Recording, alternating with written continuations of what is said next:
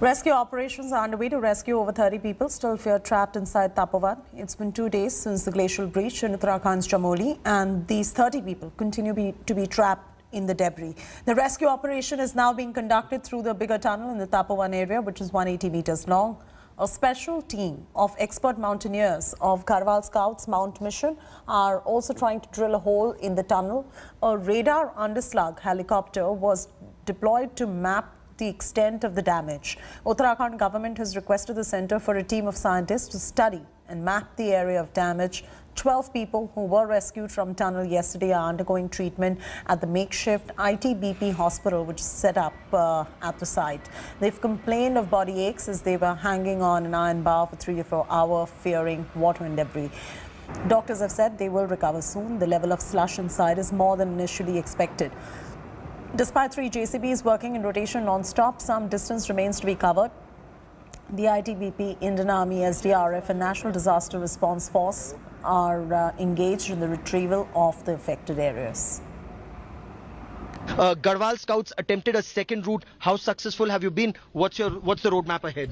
As I was briefing you people, the main operations are being launched from this escape tunnel. We tried in the morning. We thought we must look for an alternate approach also. So today morning, my best of the mountaineers with the rescue with their equipment, they came rappelling down to the mouth of this SFT tunnel. So it was they rappelled around 150 odd meters and they tried to enter inside this slush, and they thought they were looking for whether there is a inlet or whether there is space available for oxygen to enter inside, or whether there is space available for our own troops, Marcos or any special troops, they can enter inside from this tunnel and come to this point. Okay. So we're looking for all alternatives, and we are working on those. Okay. Colonel Hemant, where are people feared, trapped?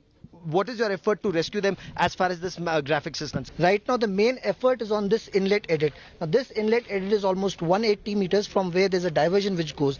Now, what we are hoping is that we have people here who are working.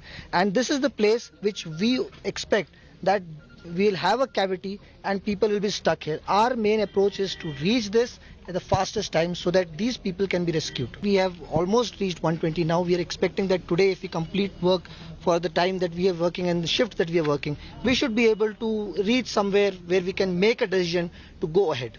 It's been 48 hours, 37 men still trapped inside the tunnel at Tapovan. The army is now trying an alternate access to approach the tunnel from the other side, and with me is Major General Rajiv Chhibbar, Chief of Staff of the Uttar Bharat area.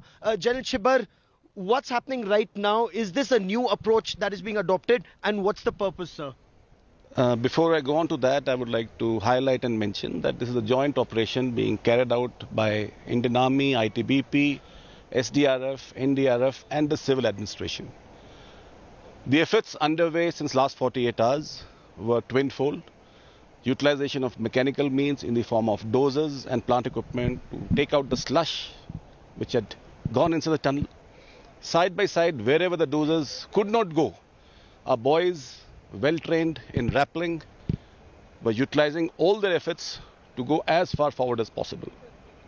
Now we have adopted a new approach wherein we are trying to drill a hole from top of the tunnel and try to get inside from top so as to rescue the people who are trapped inside. How long is this effort likely to take? We'll be first drilling a test hole. It will take about 2 to 3 hours with the help of NTPC.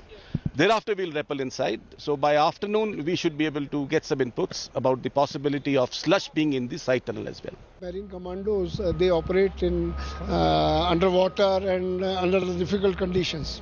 And the situation which we are anticipating, in case there is some fluid-like situation available, or they get any pocket, or they have a capability and capacity to enter into it.